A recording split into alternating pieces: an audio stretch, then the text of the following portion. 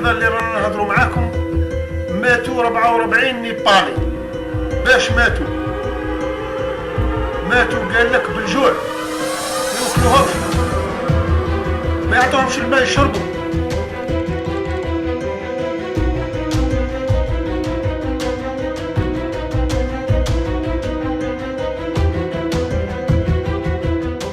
انعدام حريه يا اخي. تقدر تفتح صحيفه؟ انت الان في قطر، هنا في قطر، خلينا نكون واضحين، خلينا نكون صادق. في قطر يستطيع واحد يتكلم عن حمد بن جاسم؟ Qatar has restrictive laws that essentially mean that there are heavy restrictions on criticising the Emir or criticising public officials. These can be punished by prison sentences. There's an antiquated press law that imposes very severe restrictions on the media, and there's heavy self-censorship among Qatari media. دولة قطر تجهل المعنى الحقيقي لحرية الرأي. ما أعتقد في مواطن قطري أو مسؤول قطري يعرف معنى هذه الكلمة.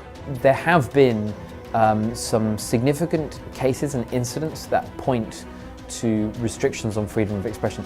Most clearly, the poet Muhammad al-Ajami or Ibn Adib, who spent several years in prison. He was actually sentenced initially to a life sentence that was reduced to 15 years, and he then was pardoned in 2016.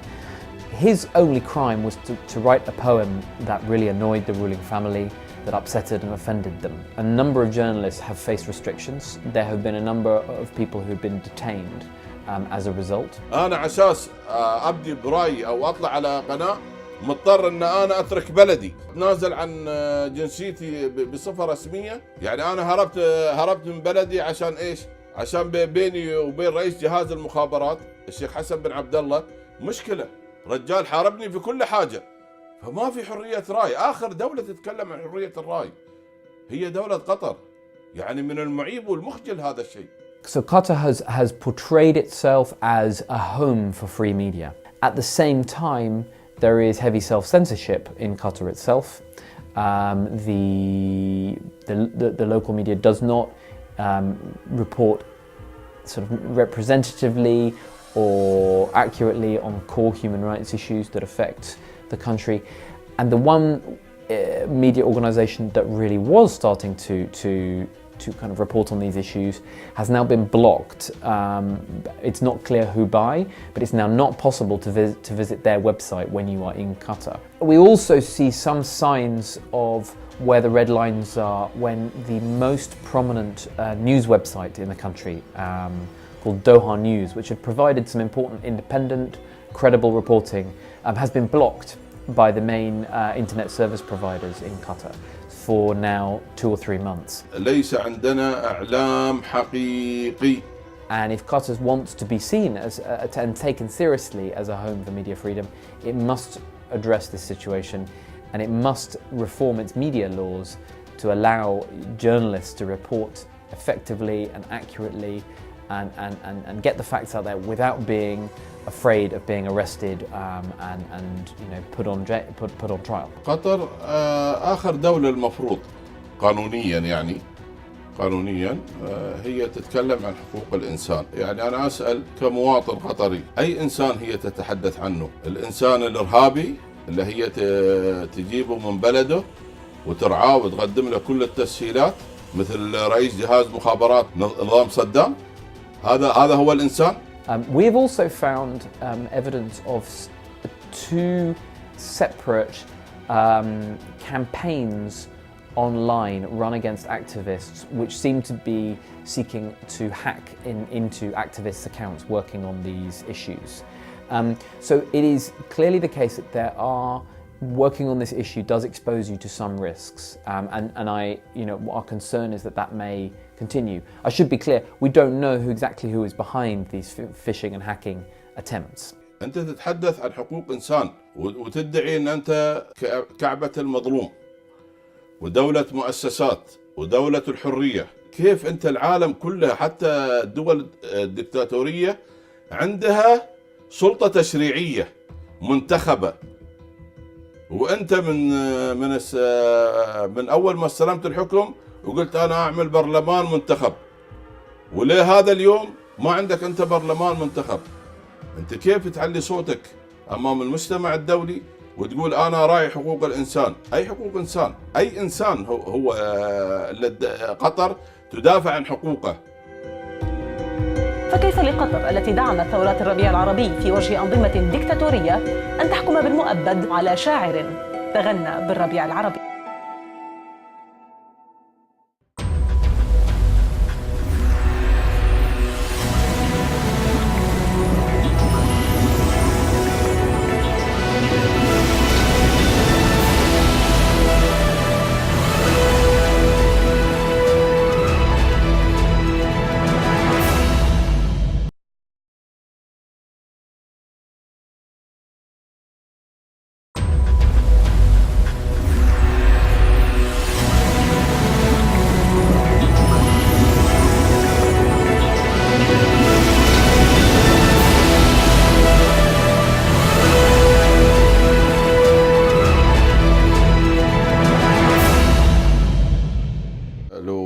دورت يعني بحثت في المعارضة القطرية تلاقيهم كم شخص.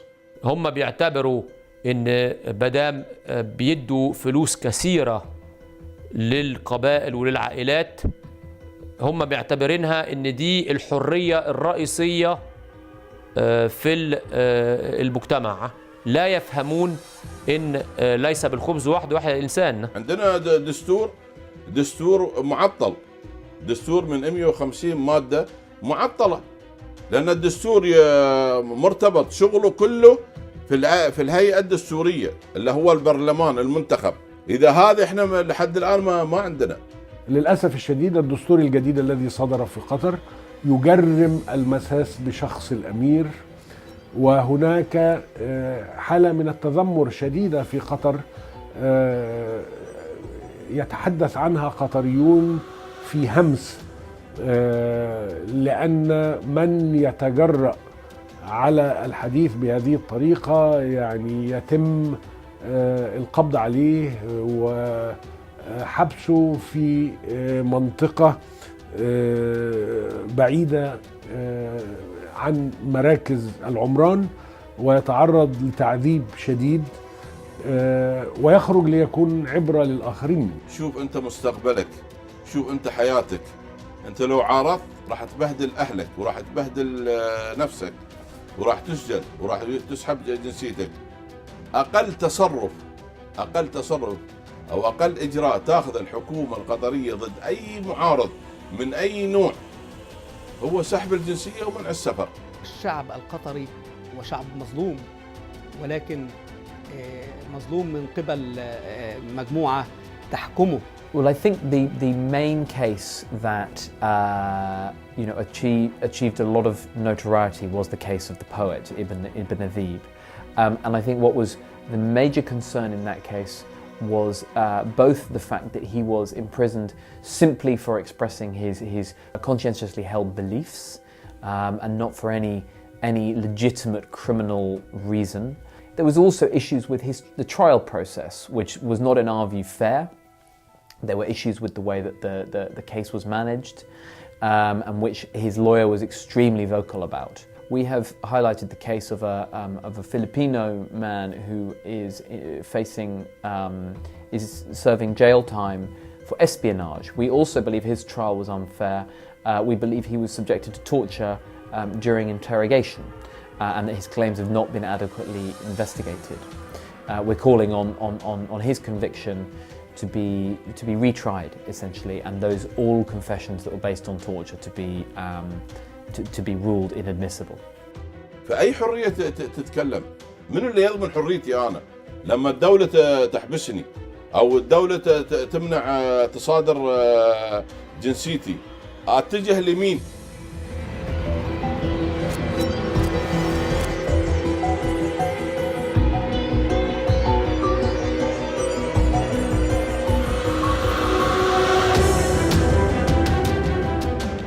حجم دولة قطر عبارة عن حجمين، حجم الجغرافي وهو حجم صغير جدا، والحجم الثاني حجم سياسي وإعلامي ومالي، وطبعا الحجم ده أكبر بكتير من الحجم الجغرافي. بناء عن هذا التعارض بنبني عليه تحليل للسياسة الخارجية تبع قطر.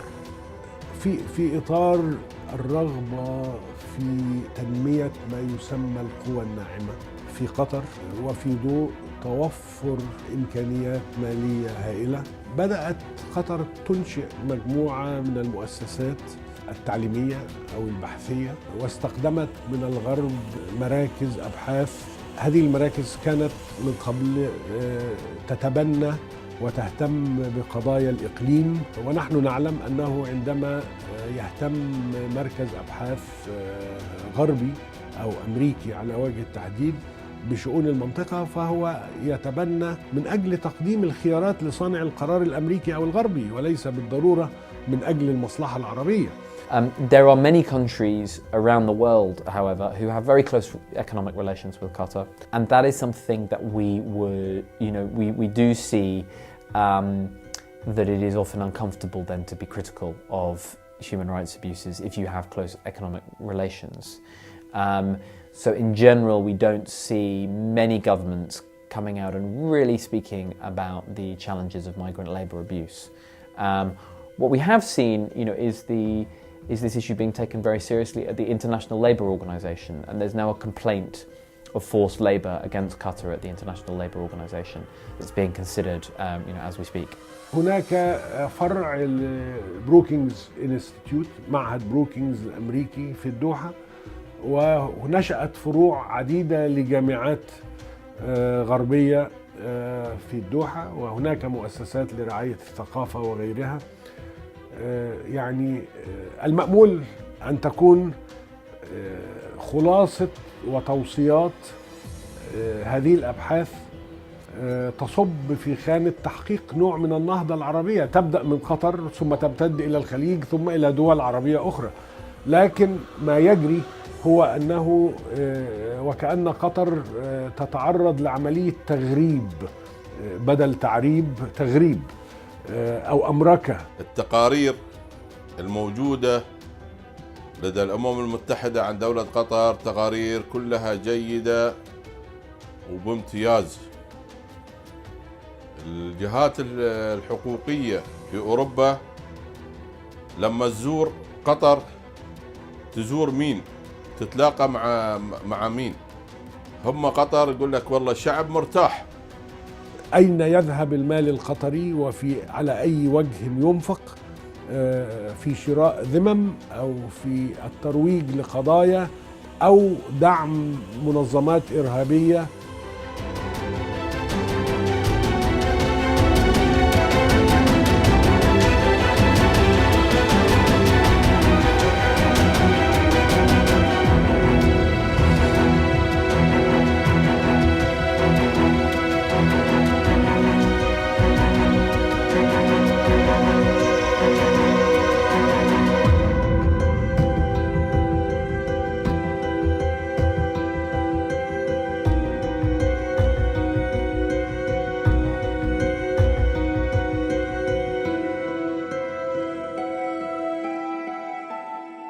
بالنسبة إلى دفع رشاوي دولة قطر للفيفا أو للمسؤولين في الدول على استضافة كأس العالم، دي ما تقدر تثبتها أي جهة رسمية أو جهة قانونية في أي دولة، لأن كل هذه العملية تمت في دولة قطر.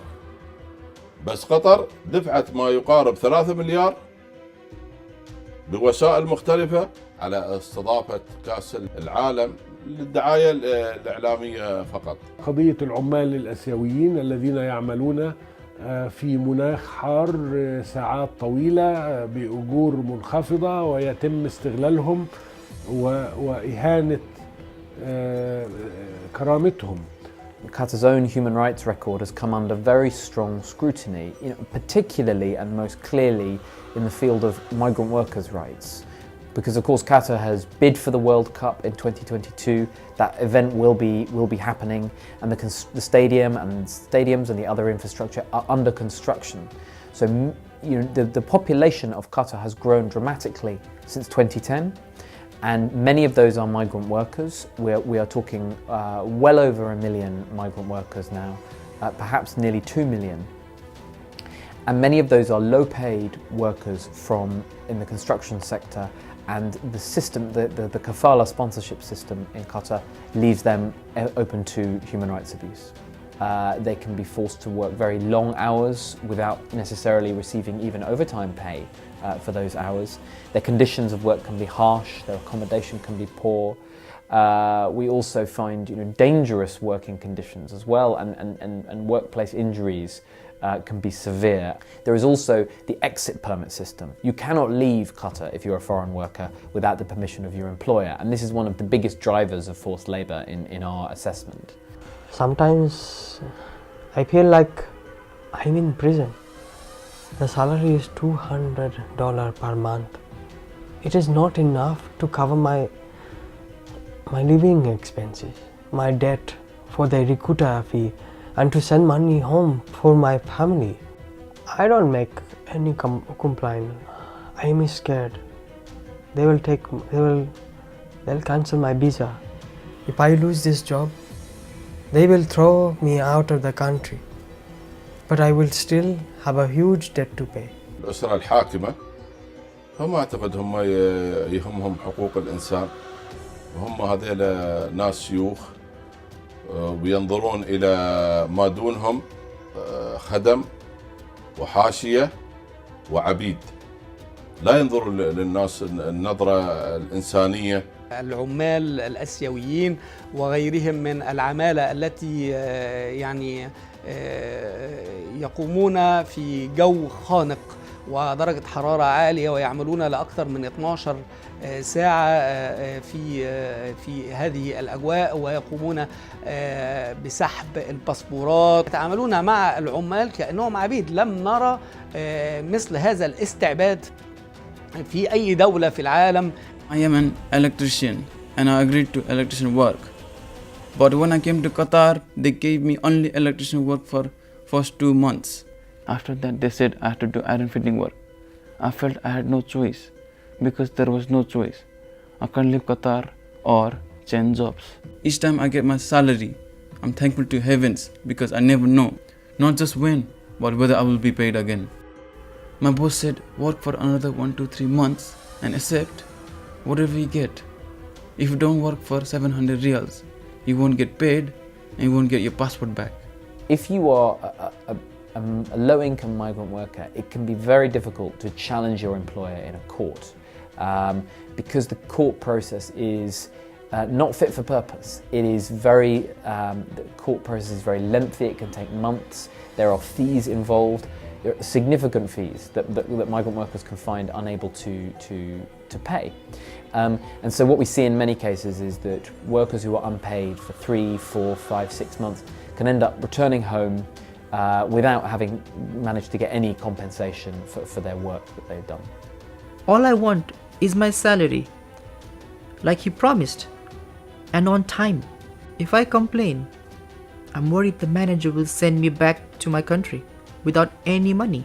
بصراحة منظمات حقوق الإنسان ومنظمات حقوق العمال في أوروبا وفي أمريكا وفي كل مكان تحدثت عن هذا الأمر، وبل هناك بعض من الجمعيات التي طالبت بسحب تنظيم قطر لهذا المونديال نتيجة المساوئ. وطبعا دولة قطر وعدت أنها تحسن من هذه الكفالة، ولكن ده طبعا كان كلام. وحتى الآن كل العمال الذين يشتغلوا من الهند ومن بنغلاديش وأيضا من بقية البلدان العربية هم تحت سيطرة الكفيل. نادر ما تحصل أنت صاحب عمل في قطر يعامل العمال إنسانيا بغض النظر عن حقوقهم المادية. So you eat by candlelight. Yeah. You have to. Day and night. Yeah. Same like. And this is in the daytime, and it's very, very dark. This is our camp every time coming food. So this is the food you have. Yeah. Every time, then day and night, day and This night, is the same every thing day. delivered every day. The 3 months ago, same like that.